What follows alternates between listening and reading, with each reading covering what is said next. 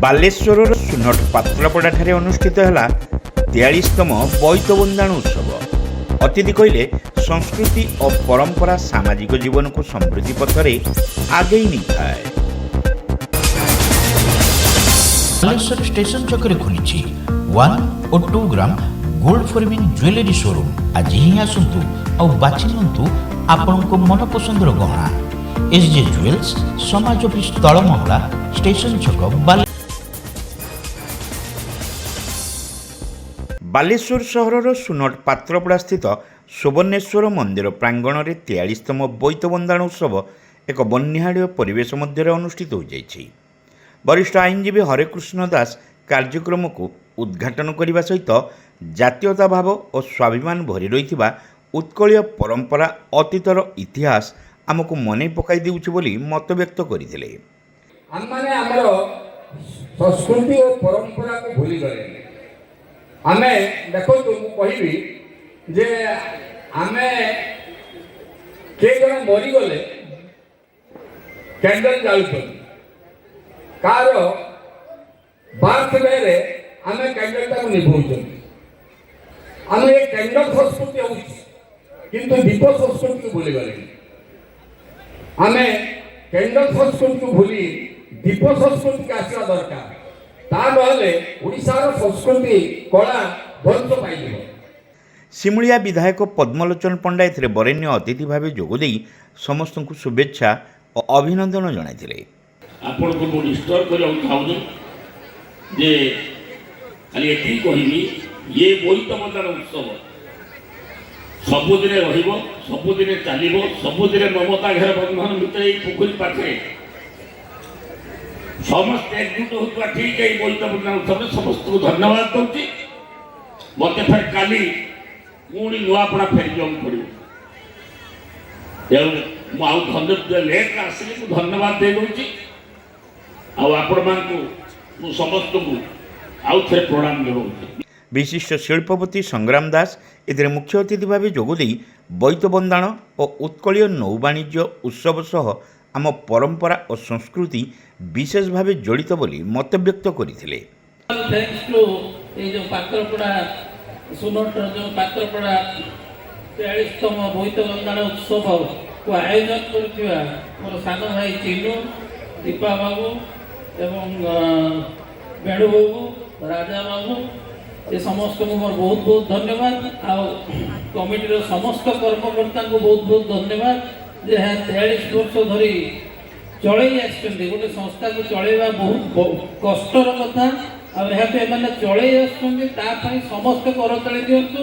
ଆଉ ମୁଁ ଆଶା କରିବି ଏହା ଦୀର୍ଘ ଦିନ ଧରି ବଞ୍ଚି ରହୁ।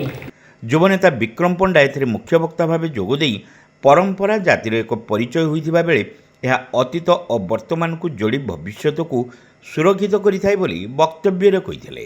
ବାଲେଶ୍ୱର ଇତିହାସ ଯଦି କେବେ କେହି ଲେଖିବା କଥା ଚିନ୍ତା କରେ, ବାଲେଶ୍ୱର ନୌବାଣିଜ୍ୟ କଥା ଯେତେବେଳେ ଉଠିବ, ଯିଏ ବି ଲେଖୁଥିବ ତା କଲମ ପ୍ରଥମେ ଅଟକିବ ପାତ୍ରପଡ଼ାରୁ। ପାତ୍ରପଡ଼ାର ସେଇ ଗେଟ୍ରୁ ଯୋଉଠି ଏବେ ଡିଆର୍ଡିଓର ତୋରଣ ଲାଗିଛି ଏବଂ ଯାଇକି ବନ୍ଦ ହବ ସୁନଟର ରଜାଘର ଚନ୍ଦନ ପୋଖରୀ ପାଖରେ। ଇଏ ହେଉଛି ବାଲେଶ୍ୱର ନୌବାଣିଜ୍ୟର ଇତିହାସ।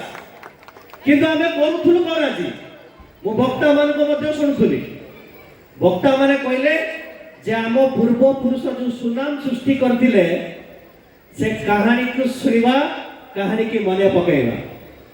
କିନ୍ତୁ ମୁଁ କହିବା ପାଇଁ ଚାହେଁ, ଆମେ ସେ କାହାଣୀ ଶୁଣିବା ସହିତ ଯଦି ନୂଆ କାହାଣୀ ସୃଷ୍ଟି କରିପାରିବା, ତାହେଲେ 43 ବର୍ଷ ଯେଉଁ ନିରବିଚ୍ଛିନ୍ନ ଉଦ୍ୟମ କରୁଛନ୍ତି, ଏ ଆଗାମୀ 7 ବର୍ଷ ପରେ ଯେତେବେଳେ ସୁବର୍ଣ୍ଣ ଜୟନ୍ତୀ ପାଳନ ହେଉଥିବ, ଆମେ ଏଇଠି ନୌକା ନ ଭସେଇ ଚାନ୍ଦିପୁରରେ ନୌକା ଭସେଇବା, ଯୋଉଠି ଏ ଅଞ୍ଚଳର ଯୁବକମାନେ ବିଜନେସ କରିବା ପାଇଁ ପୁଣି ଆଉ ଥରେ ଜାଭା ସୁମାତ୍ରାକୁ ଯିବେ, ତାହେଲେ ମଞ୍ଚ ସଫଳ ହେବ। ଏ ଯୋଉ ଆଜି ପ୍ରୋଗ୍ରାମ ହେଇଛି ସଫଳ ହେବ।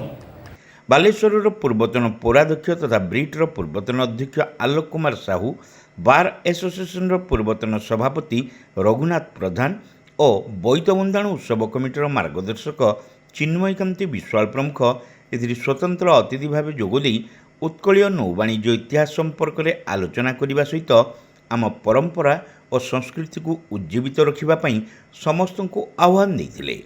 उत्सव आयोजन कमिटीर सभापति नलिनी रंजन दास कार्यक्रम में पौरोहित्य करथिले। परंपरा आमर जो गर्व गौरव आम आगे चलीचु प्रति वर्ष पर ए वर्ष ये गौरव को आम मन पकाउछु एवं प्रति वर्ष पर ए वर्ष सकाळ देखिए जो डंगा उत्सव पालन हम समुद्र नई रे आम मंदिरबाड़ी पोखरी पालन हम से आम गाँव समूह लोक मानू आम रिक्वेस्ट करूँ जे प्रति वर्ष संध्या 6:30 आम कन्वेन्टर चिन्मय विश्वास से सब कहती राइट टाइम रे प्रोग्राम आरंभ कर राइट टाइम रे शेष कर तेणु गाँव लोगों को अनुरोध आगामी वर्ष टी शीघ्र आसवे जाऊ से अतीतर स्मृति को मन पकई आम बोईत भसौचु आज पवित्र दिन आमर आध्यात्मिक अभाव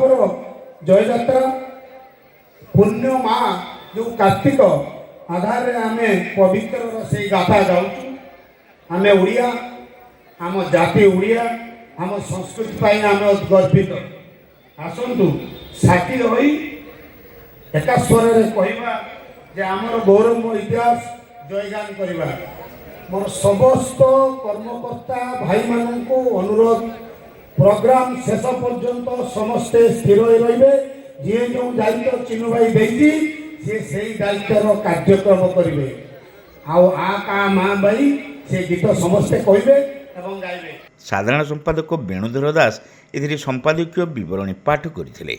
राजेंद्र राउत कार्यक्रम परिचालना करिथिबा बेले सूरज तरेई शेष समस्त को धन्यवाद देथिले। चंद्रशेखर होता, मानस बारिक, रंजित माझी, भरत तरेई, दीपक पात्र, रंजन तरेई, टिकिना महालिक, प्रभात माझी प्रमुख समेत कमिटीर समस्त सदस्य माने कार्यक्रम परिचालन में सक्रिय सहयोग करथिले। सभा पर सुनामधन्य कंठशिल्पी विष्णुमोहन कवि और साथी परिवेशित सांस्कृतिक कार्यक्रम विलंबित राति पर्यंत दर्शक मानू मतवाला करथिला।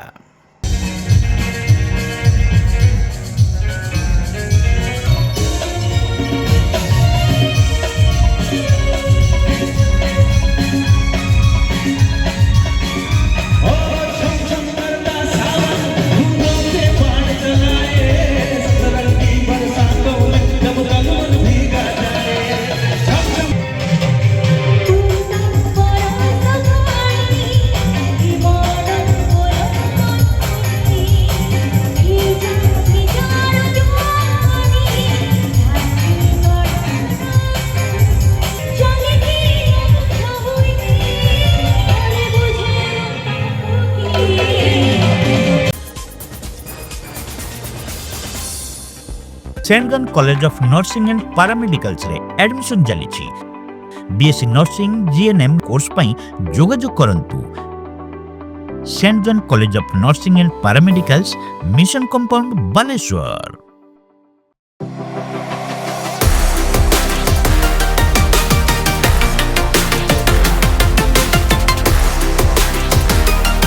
मां लक्ष्मी ज्वेलर्स, विवेकानंद मार्ग, चिड़िया पोलो, बालेश्वर।